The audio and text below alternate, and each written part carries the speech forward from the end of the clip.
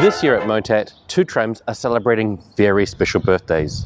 Tram number 100 is turning 130 years old, and tram 135 is turning 100 years old. This video looks at those milestones and celebrates their birthdays.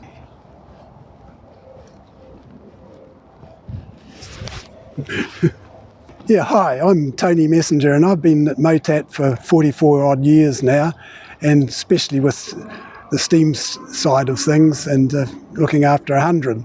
Hello there, my name's James Duncan. I'm a volunteer with the tramway here at MOTAT, and I've been volunteering now for 45 years. Well, behind me I've got Wellington double saloon type tram number 135. It's one of the Mark I version double saloons. The Mark IIs were slightly different to this.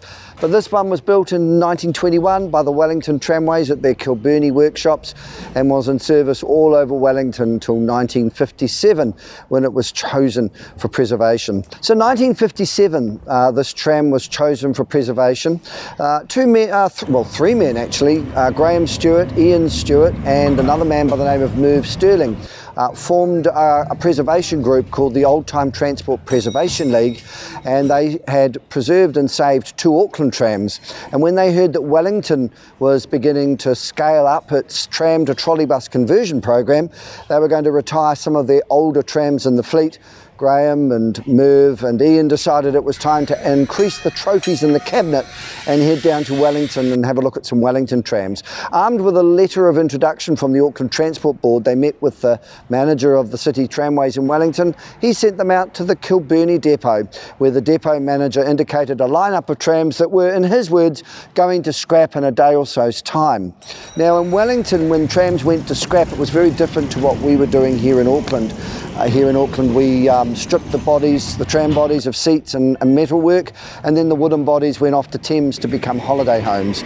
Down in Wellington, the trams were taken almost complete up to the Happy Valley just out of the city, and they were doused in a mixture of kerosene and petrol and put to the match. So all that was left was this twisted steelwork. The wooden bodies were reverted to charcoal. So this was the fate that awaited the line of trams that the men from Auckland looked at that day at the Kilburnie depot. Right at the front of the lineup was the last surviving open-top double-decker tram, number 47, built in 1906. And the second tram in the lineup was this little beast here, number 135.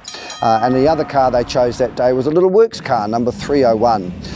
The tram's taken to the Newtown tram depot, where the City Tramways had offered to store the three trams until the system closed in 1964, and then the men would need to bring the trams, or take the trams away. And by that stage, of course, MOTAT was formed, and the three Wellington trams were brought up to Auckland.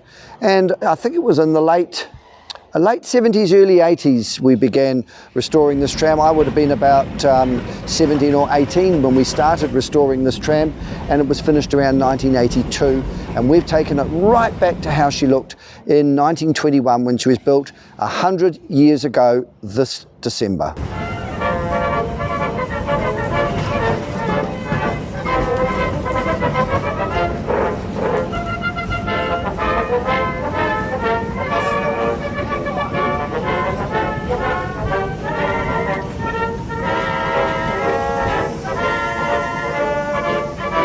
See behind me tram 100, which has also had a very charmed life, and it was very lucky to arrive here at MOTAT. It started life in Sydney in the late 1880s, 1890s, and ran for about 10-15 years in Sydney before the system was electrified.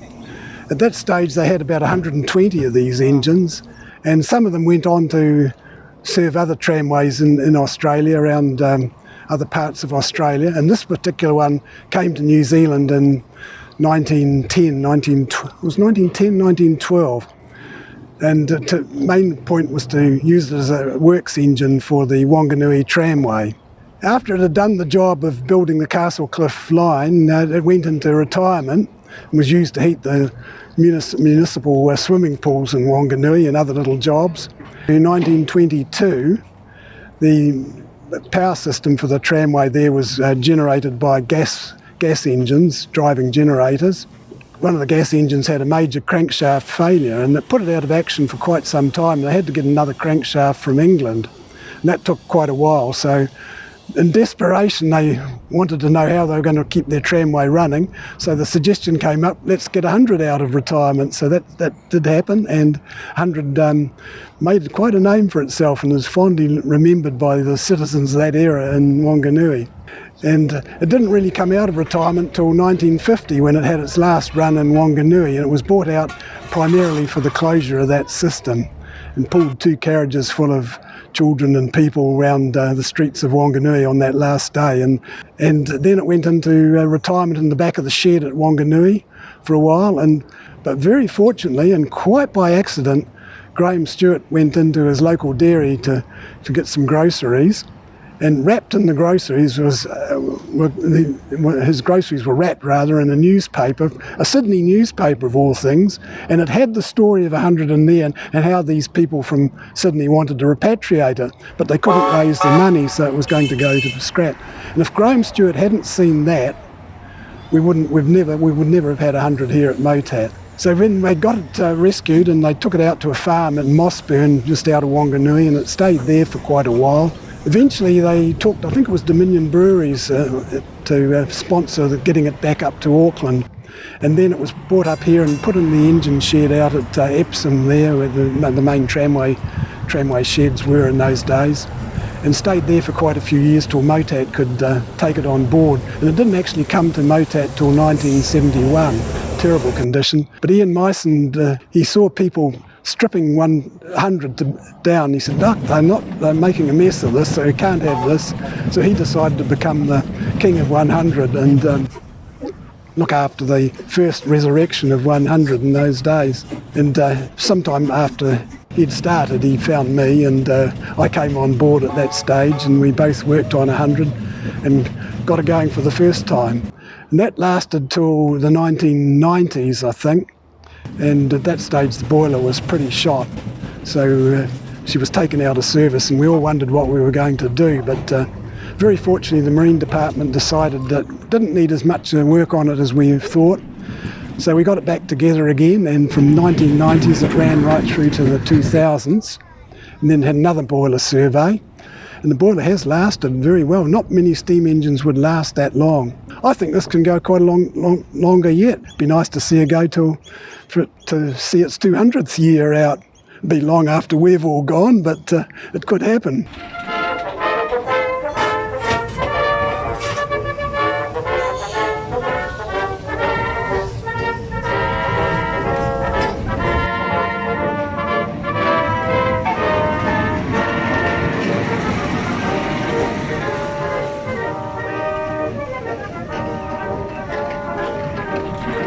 What's your favourite thing about Tram 135? I think my favourite thing about the tram is the fact that it's the sound. It sounds like what I call a tram. I mean, trams weren't running in Auckland when I was growing up, but it sounds like a tram. It's got a very distinctive sound, all of its own, and I think that's probably what I like. Also, it's not as easy as some of the other trams to drive, and that also makes it a little bit of a challenge.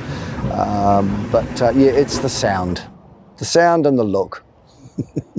And the things I like about 100, of course, is the exhaust beat. That's quite unique. It's chuffing up the hill from the back of Motions Road there. It's quite a unique sound, and it's something that just gets to me a bit, I suppose, and it gets to most people, I think, too. Oh, I love it. She's an amazing machine. But it's amazing when you get out there, it hasn't lost its charm. The kids just go nuts over and they are fun machines. We hope you've enjoyed listening to the history of both of these wonderful trams. Come check these out running for their birthday.